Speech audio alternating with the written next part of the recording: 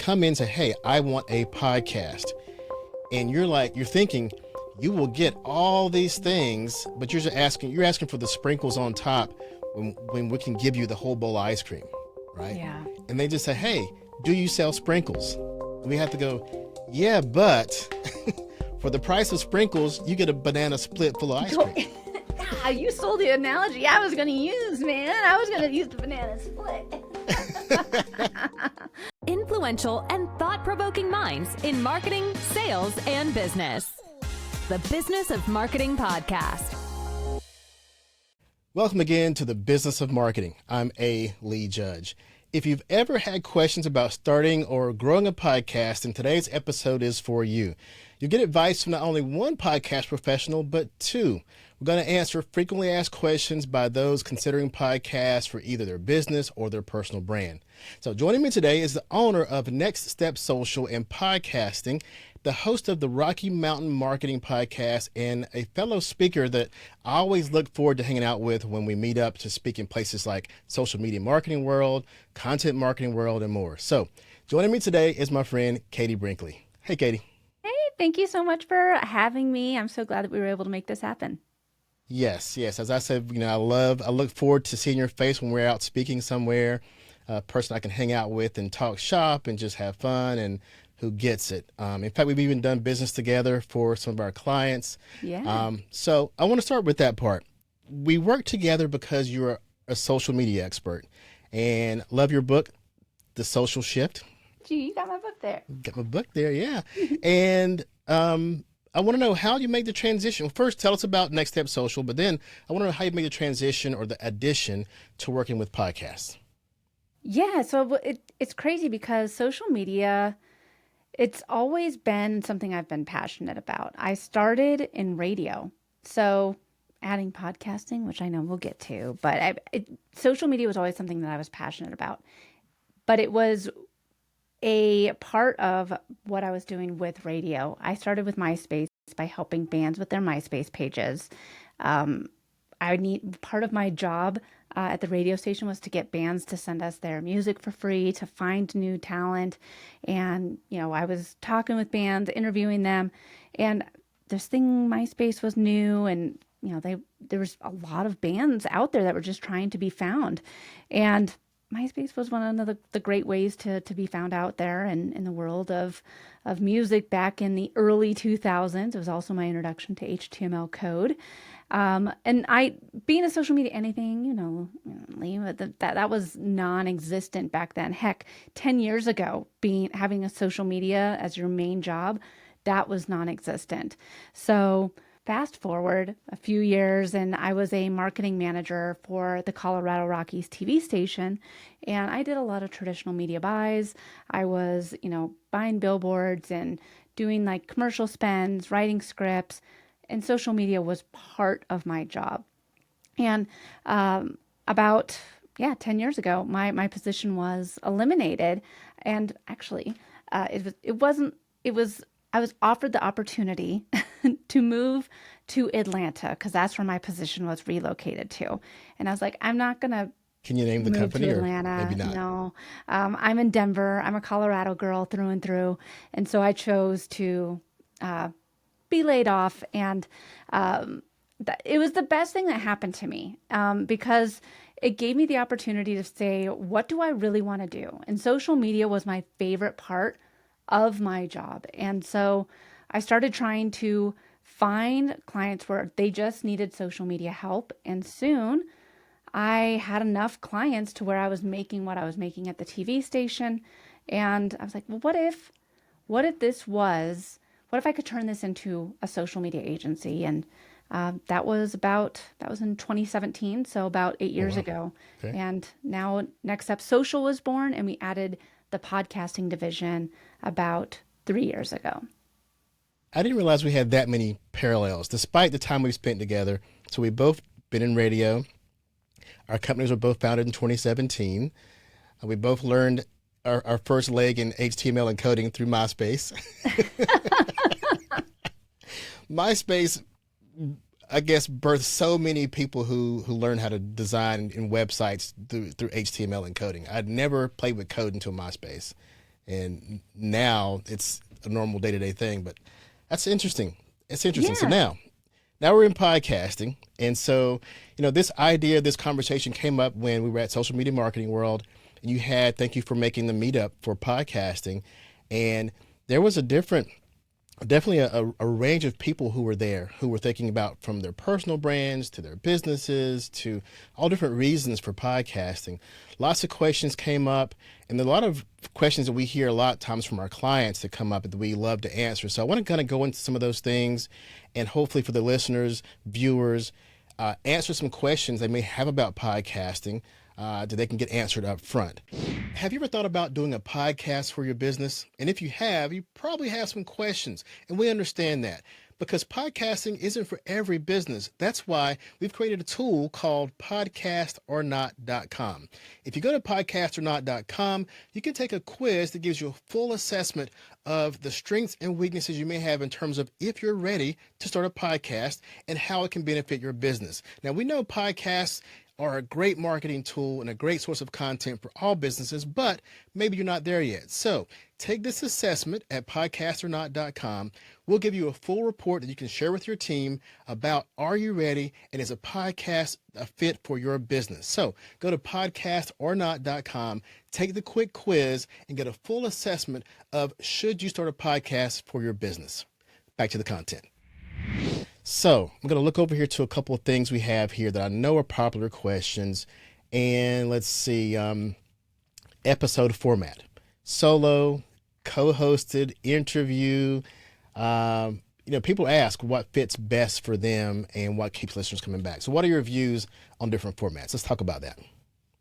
Yeah. And I think that, I kind of skipped over the radio part of my career. So I started my career in radio, and I was a sports journalist. I got to interview the Rockies and the Broncos. I was the post-game interviewer, so I got to go into the locker room. It was a great job.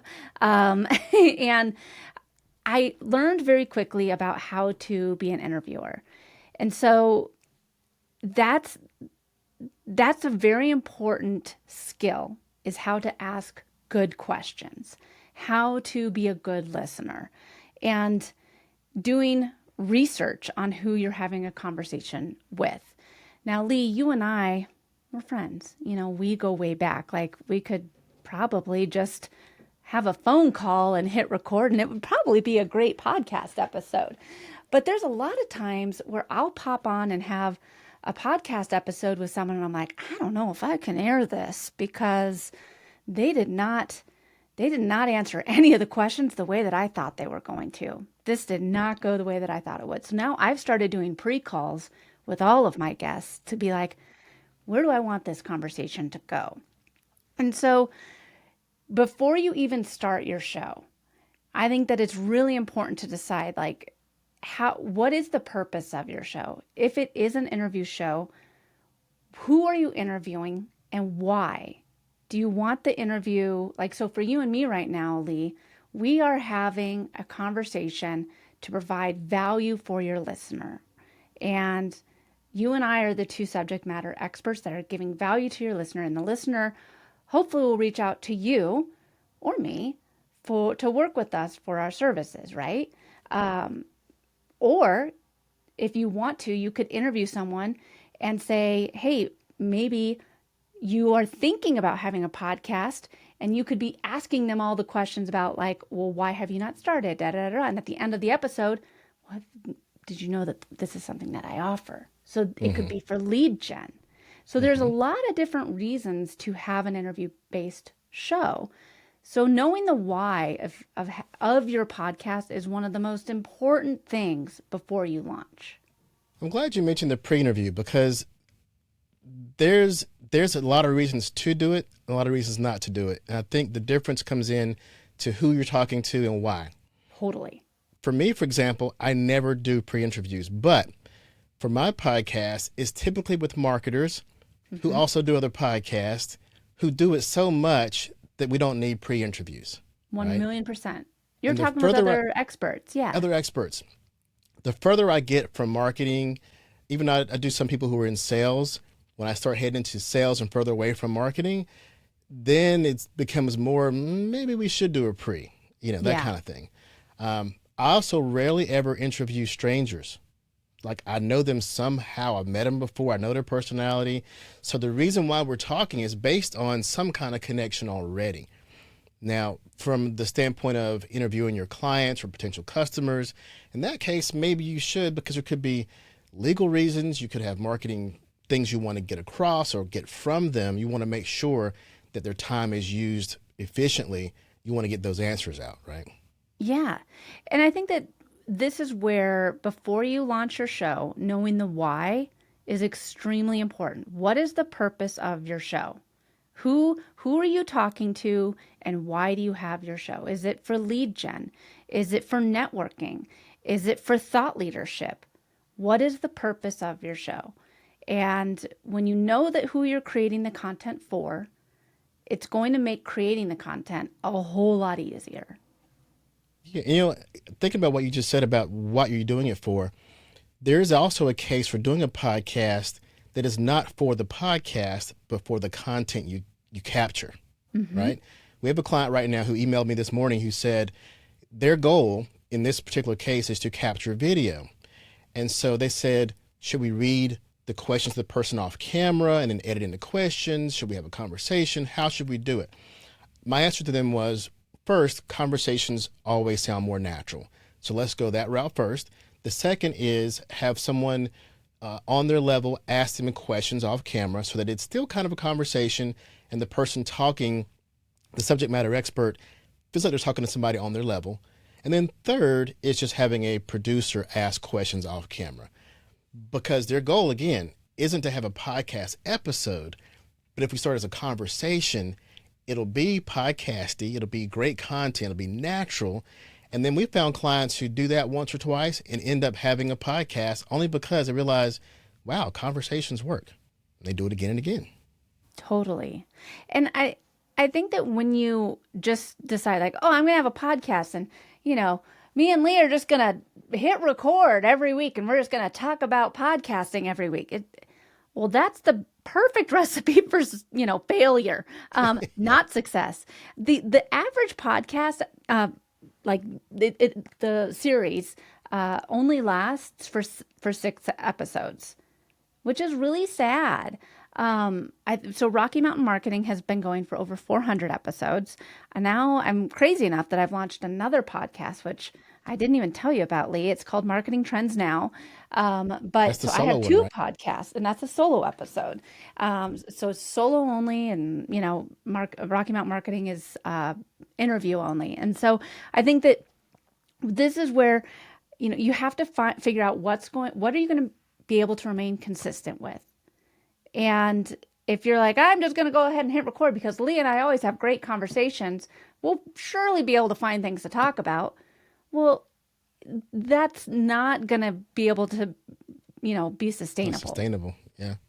Well, something you just said, I thought was funny. You said, I haven't told you about it yet, but I had this new podcast. I know about the podcast.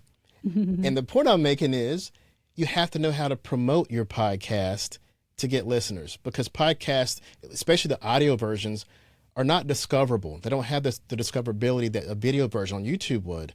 And so we know we have our newsletters, our email databases. We utilize those to promote our podcast. I know I've seen at least a newsletter from you, maybe even a LinkedIn newsletter from you about your new podcast.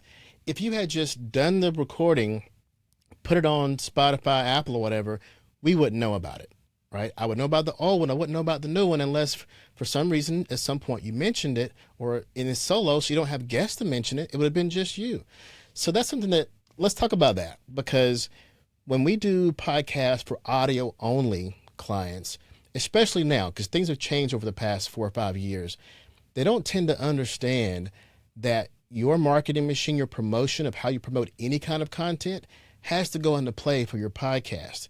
It's like a tree falling in the woods. You can't just drop an audio podcast and expect it to blow up.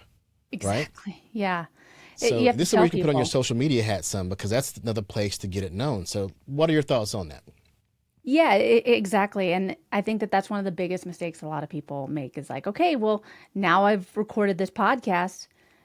magic is going to happen and now my business is going, my business is going to change. And it's the same with social media. It's like, okay, I created this TikTok video and now I'm going to go viral and my business is going to change. Or it's no different than being like, all right, I went and bought a lotto ticket.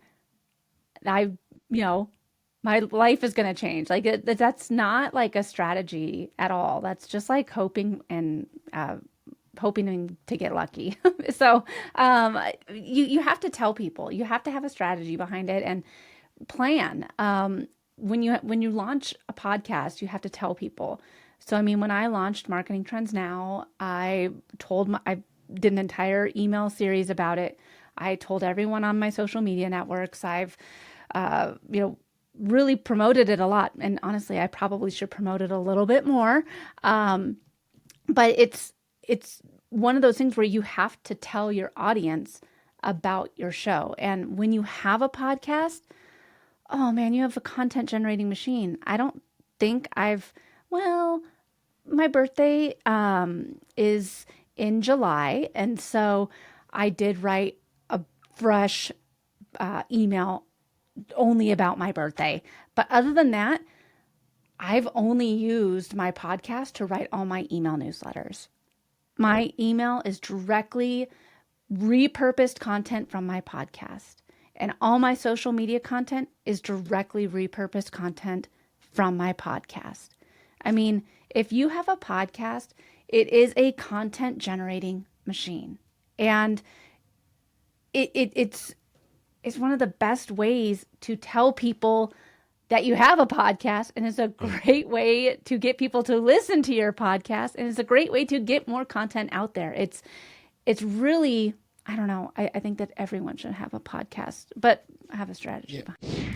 Hey marketers, imagine harnessing the power of conversations to elevate your brand's authority and visibility. With Content Monster's podcast production services, you create a platform to connect with executives and subject matter experts, fostering relationships that position your brand as a thought leader.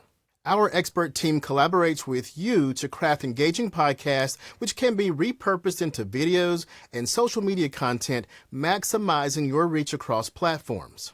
Don't let content creation challenges hold you back. Partner with Content Master to transform your marketing strategy and reach more customers.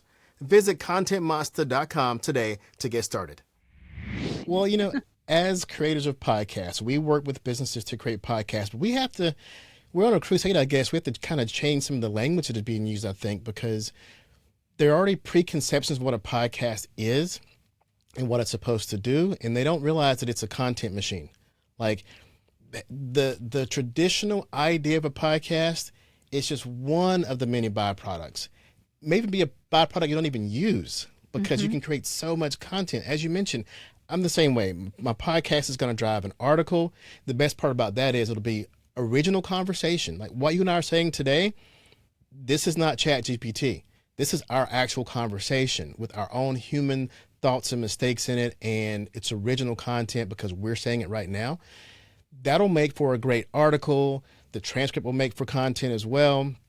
The clips from this podcast or clips, a YouTube video, web page content, all of this is content.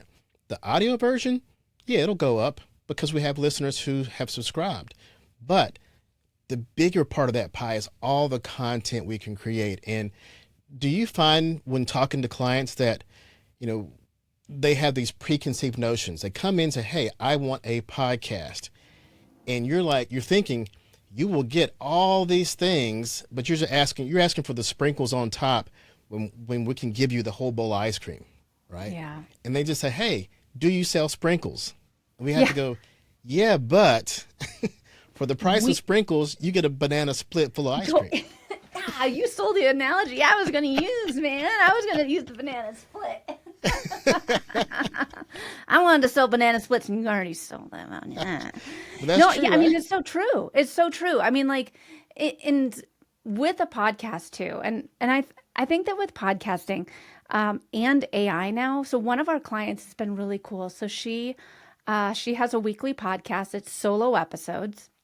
And she just launched, so she wants to target another demographic in her region. She wants to target the Spanish speaking market.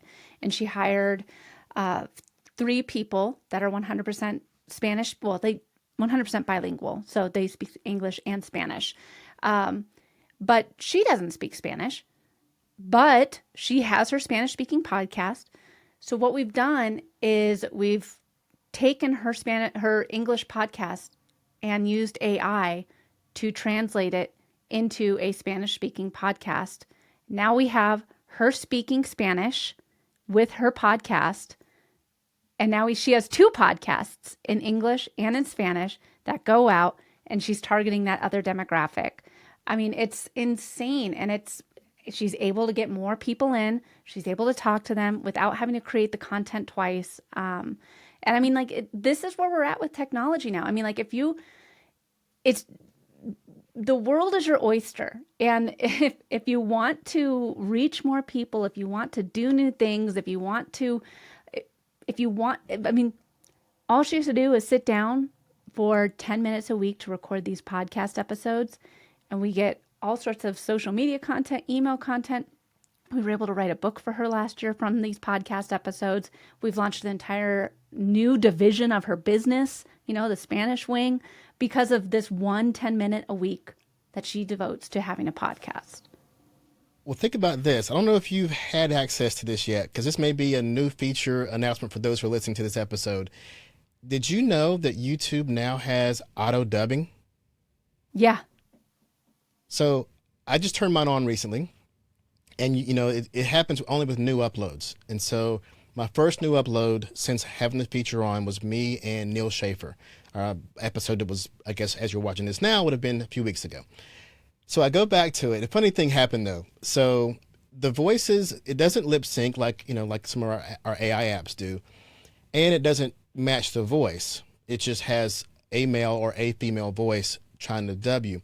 Funny thing was though, my podcast format, as you have seen if you're watching this right now, is it's a hot take at the beginning, a clip, then it's like a 3-second teaser with the lady's voice that says, "Welcome to the business of marketing," and then it's typically me. Well, AI dub gave Neil had the hot take at the beginning. It gave Neil a male's voice, so it could be in Russian or Japanese. Then there's a lady's voice for the intro. Then it comes to me, it kept the lady's voice. Oh, that's awesome. So if you go back to that episode and you change it to German or French, it'll be me speaking in not only French, but a female's voice. That's pretty awesome. I'm going to have to go watch you speak Japanese in a female voice. Yeah. So the interesting thing now is to see, it's a prediction that we should see an uptick in viewers because now it can be dubbed. I think that's yet to be told if that's going to happen. But unless, again, you go back and you promote it. Because now, even though I may not get organic German speakers finding my content, I may or may not, I don't know. But I do know that now I can promote the content to a German audience and they can listen to it in German. Yeah. So things are opening up, right?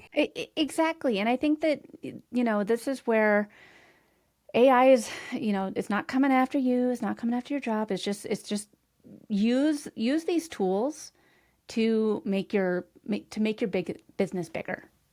Use these tools to make your business bigger and to get new audiences, to expand your reach, because now maybe you were just, a local, like Rachel, she doesn't speak Spanish, but now she's like, oh, I do want more clients. There are a lot of Spanish speaking people here.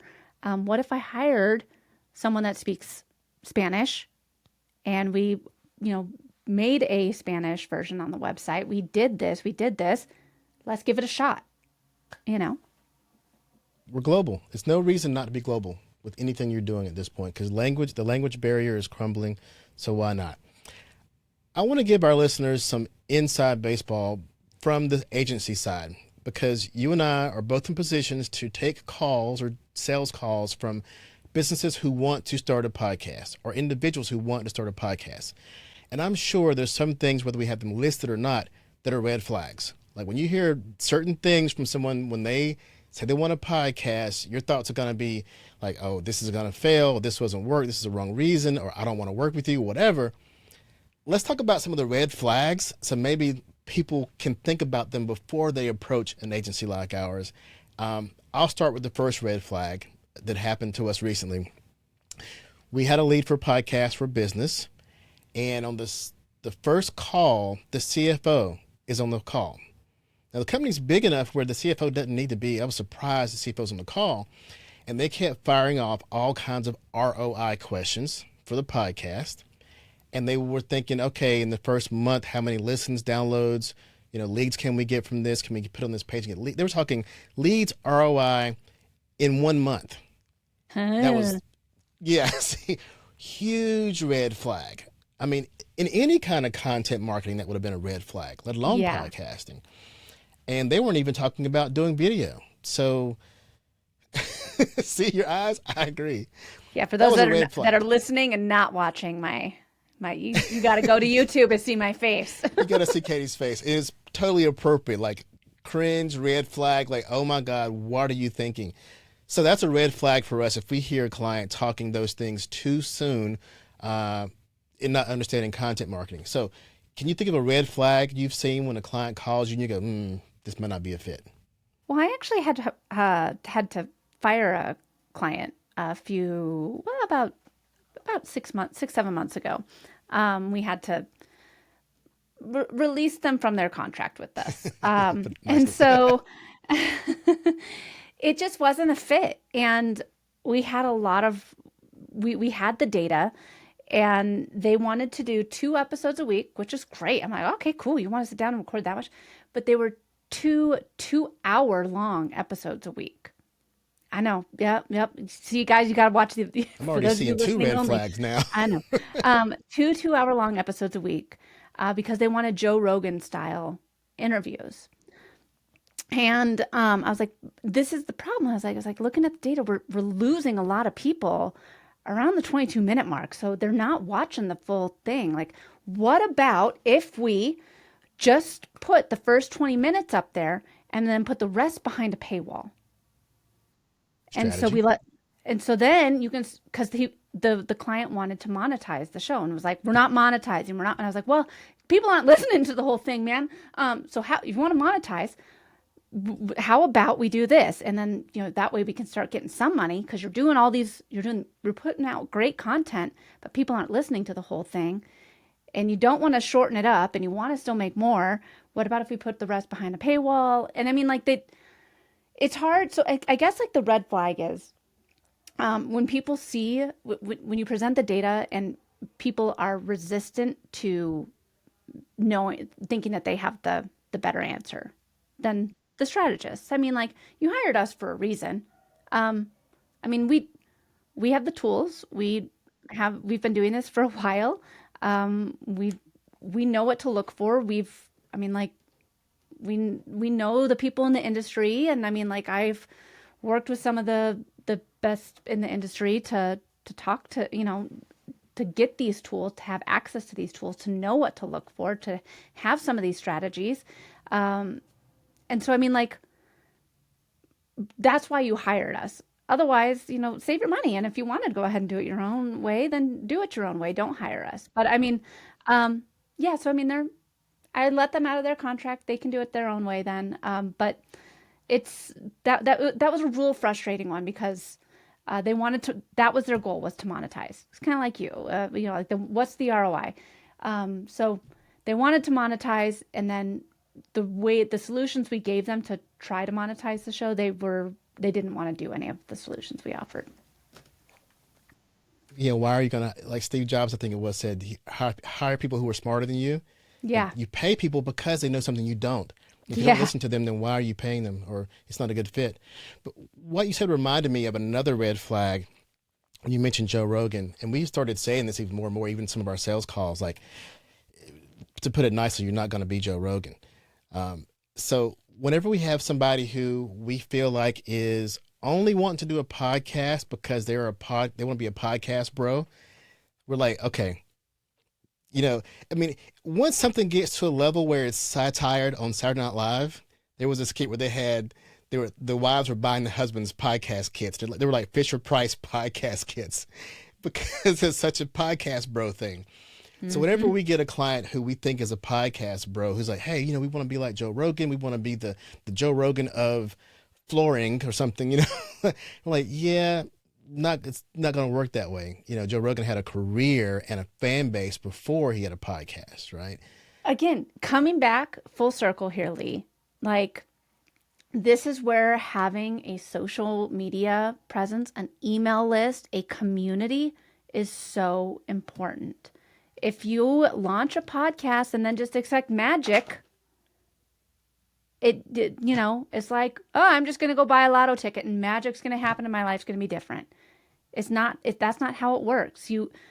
There's all these other little moving pieces that all fit into the giant digital marketing, the content marketing puzzle. And this has a certain spot. This has a certain spot. This has a certain spot. And they all work together. That's when the magic happens. And the thing at the middle of it, Lee, is community. Your community. The people that want to stick around is and community the could community. even be your business community. So to give a silver lining here, we have clients who do have very niche type industries. Like they could make circuit boards for factory machines or something, very niche. And what we helped them realize was if you had every circuit board buyer in the country, you may have 10,000 people, right? Yeah. So don't expect 1 million listens. And those who understand that, they go, you know what? You're right. There's only 10,000 buyers. And if we get 1,000 listeners, we've got 10% of the industry listening to us. And they're excited about those 1,000 listeners, right? They get 100 listeners on an episode like, wow, we have a large part of our community. And then they have conversations with those people that they can't say, hey, can we pick your brain or can we find out what you're doing in your company? But we can say, come on our podcast to tell us about why you're winning in the industry. And now you have a new relationship with somebody in the industry. You may have some residual authority by being seen with them on your own podcast or on their podcast. And even now I look at sometimes if I have an episode that I think the numbers weren't that great, I look at the bigger picture as a marketer and I thought, wait a minute, today 100 people listen to my podcast episode. That sounds weak compared to Joe Rogan. But then I think, wait a minute, they listened for 10, 15 minutes. Did I have 100 blog articles read for 15 minutes today? You know, did I have 100 emails, attention? So when you compare it to other forms of content, all of a sudden it flips over and you go, wow, that's actually a lot more attention than I would have gotten if you don't compare it to NPR or Joe Rogan. Exactly. And you're not comparing apples to apples. I mean, like I sit and watch SNL skits all the time, you know, but what we're talking about it's not funny, you know, and well, I guess a lot of people could say SNL isn't funny anymore either, but you know, teach their own. But I mean, like that's the thing, like you're not comparing it to like that's entertainment. This is education based. People are tuning in to learn something, to walk away and be like, you know what? I didn't really think about doing a solo episode. I had no idea that I could, you know, clone my voice and translate it into Spanish. Like that, I would love to do that, a podcast like that. I had no idea that was possible. And so, I mean, like, this is where taking those downloads and turning them into the actual people, like you and I are speakers, you know, we speak all over the world. And I think that I love having a room of, whether it's 100 people, a room of 20 people, you know, just to sit in front of and be like, all right. And then having the 3 people at the end that come up and say like, I had no idea on this. Like, that's the part that's like, yeah, this was all worth it. That was worth me leaving my family. I'm glad you mentioned that because, again, when you think about what to compare it to, so you and I, if we're in a room full of 500, 700,000 people talking, that's a win. It's like, wow, I have their attention for an hour straight.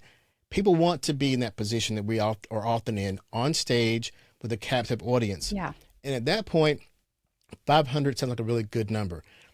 But take that same person who has a podcast and go, what? I only got 500 listens? I'm like, dude, you just did a keynote You're doing a keynote Right? every week. What's the problem here? So let's talk about measurement, because that's probably something that we catch red flags from too a lot. I mean, having to explain measurement in the context of business, content marketing, and not in the context of traditional podcasts. Yeah, Where do we start measuring? yeah, well, and I think that too, what is your goal? What's the purpose of your show? Like for one of our clients, his goal was to network. So the people he was interviewing, he wanted to establish networking conversations. He wanted the people he was talking to, he wanted to deepen that relationship. It really didn't matter how many downloads he got because he wanted to strengthen the relationship with the person he was interviewing. And whoever listened, great. They were getting a master class between two extremely smart people. Like right now. Yeah. And then there's other people, like the solo episodes from our client, she's doing it for thought leadership. She just wants to have this content. Now she has all these episodes out there so that whenever there's trending legal issues, like she's the go-to person that goes on the news whenever there's like high profile cases and they're like, oh, well, we got to get her on to talk about this because like she's the legal expert in our region, so because we listen to her show. So, I mean, like, what is the purpose of your show? Is it for thought leadership? Is it for networking? And so I say all this because the person that had the networking show, they were getting about 40 downloads an episode just for audio. YouTube, they were getting around 300 views, which is great. But we went to a potential sponsor and said, hey, these are the people we're having conversations with. This is where our listener is.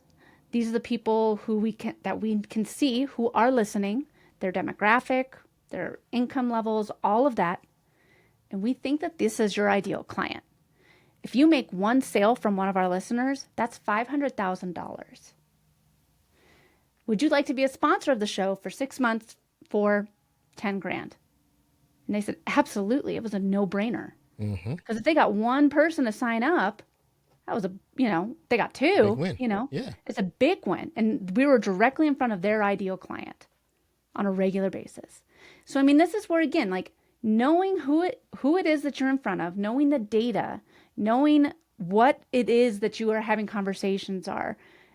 It doesn't matter if you have 500,000 downloads an episode.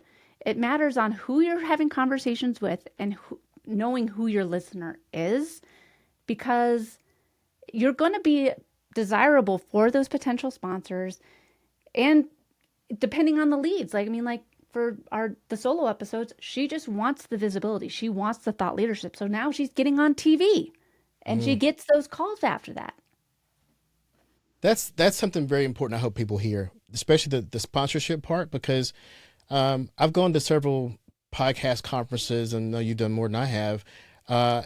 And most of those conferences are people who, they're mostly solopreneurs who want to get sponsorship for their podcast, as opposed to businesses who their goal is to promote their own brand. And that's the biggest question I see at these conferences is, how do I get sponsorship for my podcast? Because they're trying to figure out how to get enough money to sustain doing the podcast, as opposed to using the corporate budget. They're trying to figure out how to get money. And you made an amazing point there. It's that, typically we both come from radio. So we know when you look at advertising, the first question is, what's your listenership? And that's how it used to be. Like, what is your listenership? We're going to base what we spend with you based on that. But as you mentioned, with podcasts, it's more like, who is your listenership? Yeah. Like, we don't need a lot. We need the right ones. We need the right ones. Exactly. And this is where I think, coming back full circle, knowing who your podcast is for, what the conversations that you're going to have, the biggest, answering the why. Why am I having this show? Is it to network? Is it to have thought leadership? Is it for lead gen? Why am I having this show? And then when you know that, and then looking at the data behind it, it makes everything fall into place. Absolutely. Well, I think that about wraps it up. I hope that those people watching and listening got some insider information from two professional podcast agencies who are working to help businesses and individuals grow their podcasts. There's a lot of questions they have, and I hope we answered some of those today. And the cool part is we're friendly, competitive, because we both are providing podcasts, but we're cool with each other. And I look forward to seeing you again soon. I feel weird that we have been around each other so much. There's so much more that we didn't know that we had in common, like the background in radio and all that kind of stuff. So now we have more to talk about when we see each other in person, probably in a few months, right? We'll be at CEX, right? Yep, CEX. I'm going to be at Podcast Movement speaking there, Empowered Podcasting Conference, and then CEX. And yeah, I'll be around, but it's always great seeing you, Lee. You are just one of my favorite people. I can't thank you enough for having me on the show. Likewise. Thanks, Katie. Again, thanks, Katie, for joining me today. And thanks to the listeners. If you're listening to the podcast and want to also see Katie and I, the video of the podcast and others are available in the podcast section of contentmonster.com. Catch you next time. Thank you for listening to the Business of Marketing podcast, a show brought to you by ContentMonster.com, the producer of B2B digital marketing content. Show notes can be found on ContentMonster.com, as well as ALeeJudge.com.